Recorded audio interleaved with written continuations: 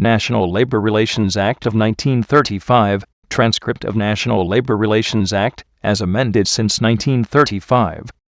An act to diminish the causes of labor disputes burdening or obstructing interstate and foreign commerce, to create a National Labor Relations Board, and for other purposes. Findings and policies. Section 1.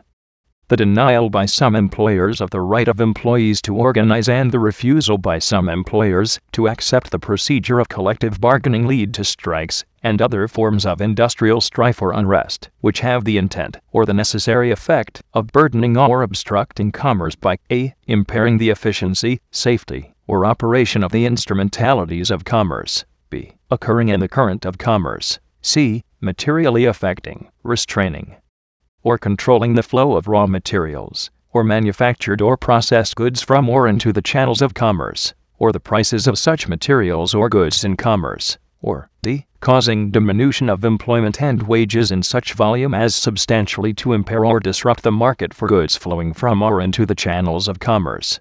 The inequality of bargaining power between employees who do not possess full freedom of association or actual liberty of contract and employers who are organized in the corporate or other forms of ownership association substantially burdens and affects the flow of commerce, and tends to aggravate recurrent business depressions by depressing wage rates and the purchasing power of wage earners in industry, and by preventing the stabilization of competitive wage rates and working conditions within and between industries. Experience has proved that protection by law of the right of employees to organize and bargain collectively safeguards commerce from injury, impairment, or interruption, and promotes the flow of commerce by removing certain recognized sources of industrial strife and unrest, by encouraging practices fundamental to the friendly adjustment of industrial disputes arising out of differences as to wages, hours, or other working conditions, and by restoring equality of bargaining power between employers and employees. Experience has further demonstrated that certain practices by some labor organizations, their officers, and members have the intent or the necessary effect of burdening or obstructing commerce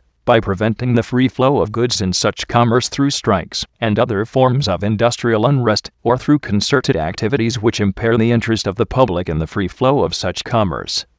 The elimination of such practices is a necessary condition to the assurance of the rights herein guaranteed.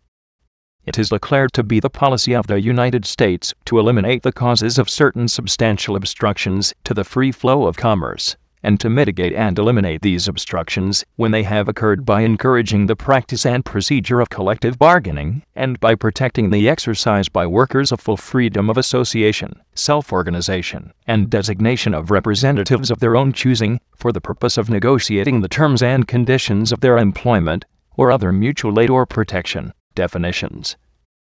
Section 2. When used in this Act, 1. The term person includes one or more individuals, labor organizations, partnerships, associations, corporations, legal representatives, trustees in cases under Title 11 of the United States Code, or receivers.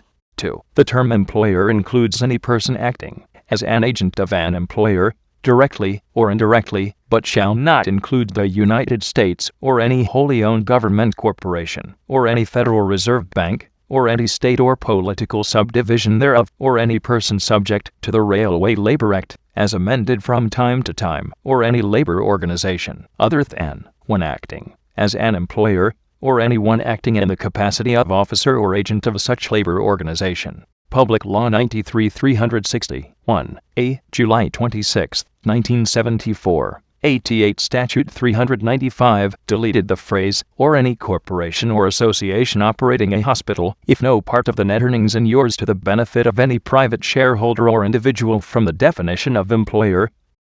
3. The term employee shall include any employee, and shall not be limited to the employees of a particular employer, unless the Act explicitly states otherwise, and shall include any individual whose work has ceased as a consequence of, or in connection with, any current labor dispute, or because of any unfair labor practice, and who has not obtained any other regular and substantially equivalent employment, but shall not include any individual employed as an agricultural laborer or in the domestic service of any family or person at his home.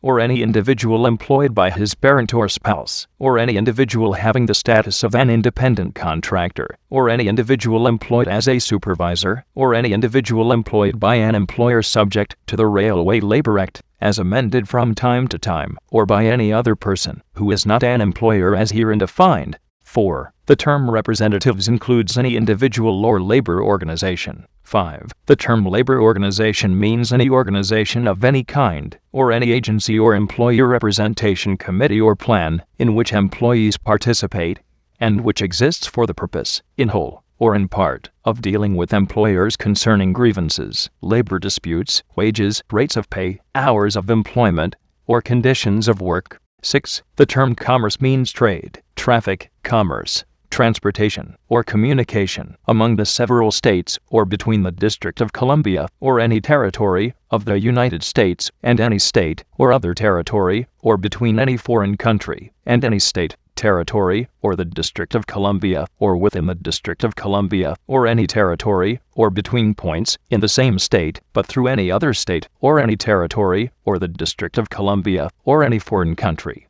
7. The term affecting commerce means in commerce, or burdening, or obstructing commerce, or the free flow of commerce, or having led, or tending to lead, to a labor dispute burdening, or obstructing commerce, or the free flow of commerce.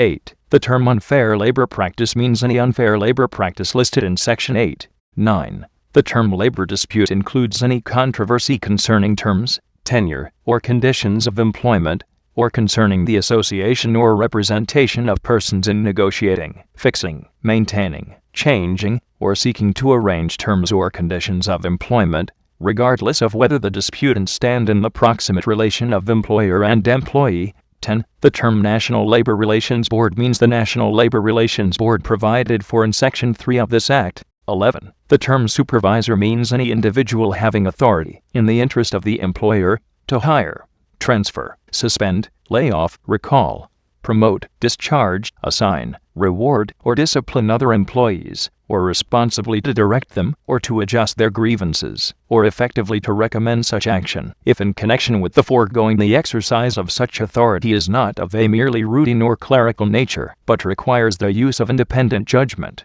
12. The term professional employee means a. Any employee engaged in work, predominantly intellectual and varied in character, as opposed to routine mental, manual, mechanical, or physical work, involving the consistent exercise of discretion and judgment in its performance, of such a character that the output produced, or the result accomplished cannot be standardized in relation to a given period of time, requiring knowledge of an advanced type in a field of science, or learning customarily acquired by a prolonged course of specialized intellectual instruction and study in an institution of higher learning or a hospital, as distinguished from a general academic education, or from an apprenticeship, or from training in the performance of routine mental, manual, or physical processes, or b. Any employee who has completed the courses of specialized intellectual instruction and study described in Clause IV of paragraph A and